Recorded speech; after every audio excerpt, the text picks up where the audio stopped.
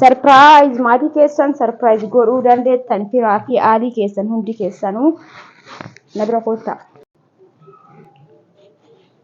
Assalamualaikum warahmatullahi wabarakatuh. Akkam nagaa jirtanii hordoftoota kiyya jaalatamuu fi kabajamoo akkam jirtan fayyaa keessanii.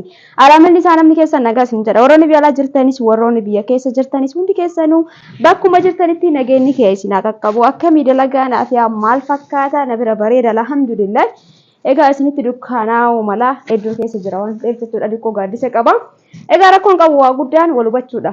Akkamii dalagaan maal fakkaata isin jedha hordoftoota. Egaa osoo gara viidiyootti hin darbin dura warroonni chaanaala kana faarawaa taatan subscribe gochuudhaan maatii isin boo akka taatan kabajaa isin gaafadha. Warroonni jalqabarramu subscribe like share gochuudhaan akkasumas yaadaaf dhiqa keessan barreessuudhaan na waliin turtan jajjabeessaa jirtan ammallee jechuudha. Hundi keessanuu galatoomaa ulfaadha.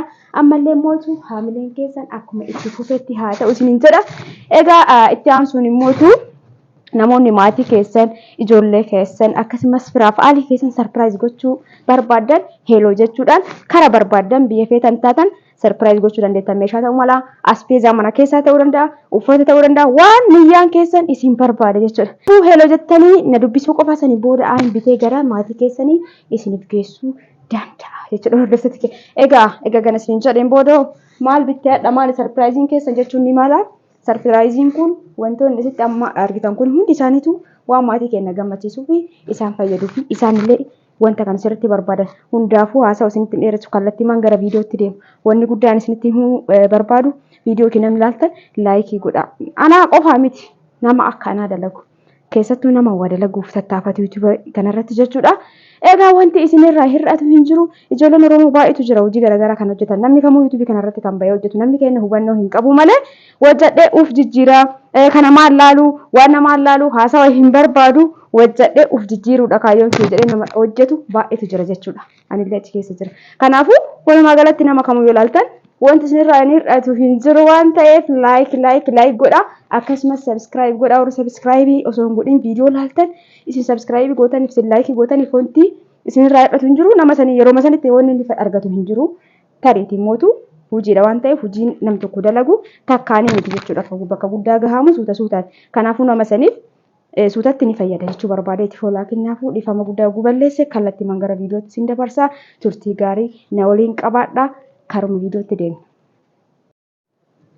Egaa hordoftoota kiyya wanti anarraa surprise qabadheetiin dhufe yookaan immoo hordoftoota kiyya keessaa namoonni karaa sadii ijoolleen jechuudha hiriyoonni maatii ofii surprise godhaniitiin jiranii akkuma argitan kana kunoo meeshaan kunniin kun akkuma argaa jirtan kan qooduu addaan qoodamuuf hedduutu jira.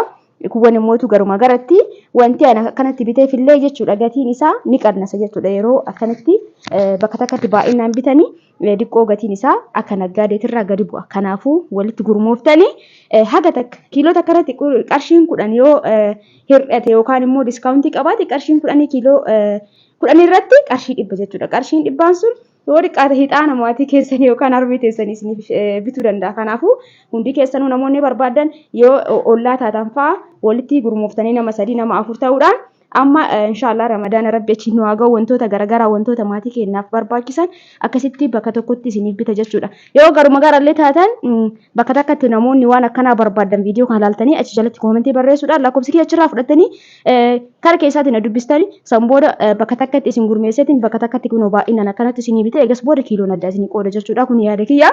Egaa isin immoo waan jettan hin beeku koomentii barreessaa. Hundaafuu meeshaa kana maal akka ta'e kunoo haga takka isinitti agarsiisin jira. Amma mootu kallattiimaan gara gatii wajjin isinitti kan himu ta'a.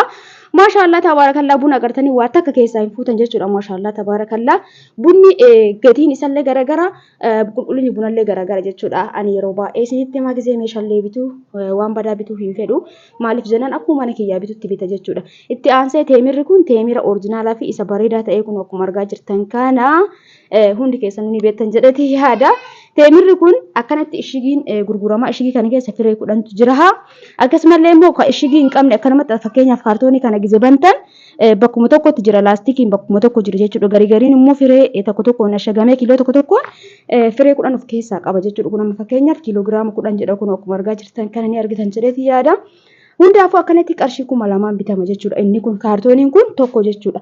Kaartoonii kana keessa kiiloo 10tu jira. Kiiloo 10 kana kiiloo tokko tokkoon addaan baasanii ashaguun ni danda'ama. Ashagamellee jira. Itti aansee laastikiin ashagame sun ni jira innillee jechuudha. Inni immoo teemirummaan isaa kanatu caala jechuudha. Hordoftoota kiyya suni filannoo keessan adda baasee isinitti nama kana qarshii 2000 ishigii isaa biteetiin jira. Itti aansee immoo buna kiiloo 12 jechuudha. Bunni kuni maashaallah tabarakallah buna baay'ee takka bareeda ta'e ka tokkoffaa ta'e jechuudha. Bunni kun haga qarshii 350 irraa kaasee haga qarshii 550 jira. Kana qarshii 500 kiiloon tokko jechuudha. Ka biteefi garuu haga qarshii 300 irraa kaasee jira. Ka qarshii 350 irraa ka'ee haga qarshii 550 jiru jechuudha. Hundaafuu kana meeqaan bitee hojjettan warroon hin dhagahin qarshii 500 kiiloon tokko. Egaa akkasii jira kubattan abdiin qaba. Zayitii kana immoo fira sadii.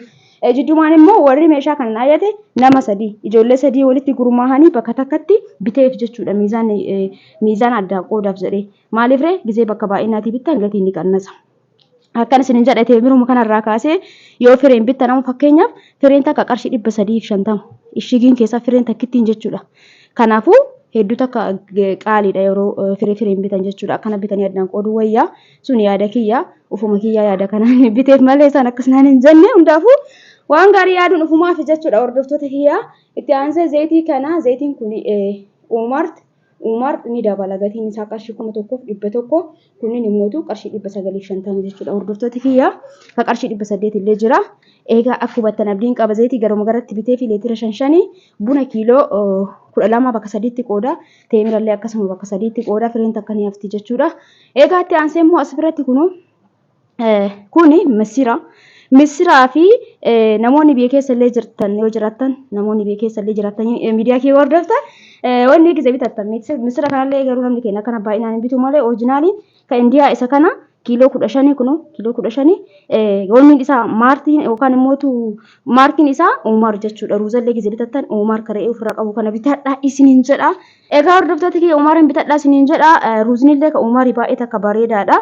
Akkasiin jedha akkuma tan abdiin qaba kiiloo 15 jechuudha. Kiiloo 5 qoodaa fi akkuma argaa jirtan kana kuni hisaaba kiiloon tokko qarshii 150 bitame jechuudha. Suuqarratti 170 akkasii roon illee garaagarummaa qaba. Misirillee kuni Umar tokkoffaadha jechuudha. Hordoftoota kiyyaa kana gadi ni jira.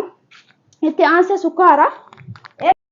Egaa hordoftoota kiyyaa sagaleen osoo viidiyoo waraabaa jiru namni dhufee sagaleen garaagaraa keessanii kana asii amma achi sagalee duraatiin as jechuudha irratti hidhutti jira jala maaliif jennaan viidiyoon tokko qulqullina qabaatiin namni nama hordofu sun hedduu takka ittiin tolu waan ofii kiyya waan hin feeneef waan ofii hin feene tokko illee namaaf natti hin tolu jechuudha. Hundaafuu gabaabseetumaan sukkaara irratti dhaabe sukkaarri kun kiiloogiraama 25 akkanatti ashaganii fidanii jiranii maashaallah tabaarakallaa wantoonni akkanaa kunniin ramadaanni waan kan laayifsi seenanii jiranii duraan kiiloon 50 waa jechuudha bakka baay'inaatti 50 san bakka lamatti waddaan qooda nama addaan qoodamutti wajji qabaatte malee akkanatti namatti hin kennanii ture kiiloo 25 akkanatti ishigeen jiru hundaafuu akkana dhufee jira hisaaba kiiloon tokko qarshii 135 bitee fi jira jechuudha.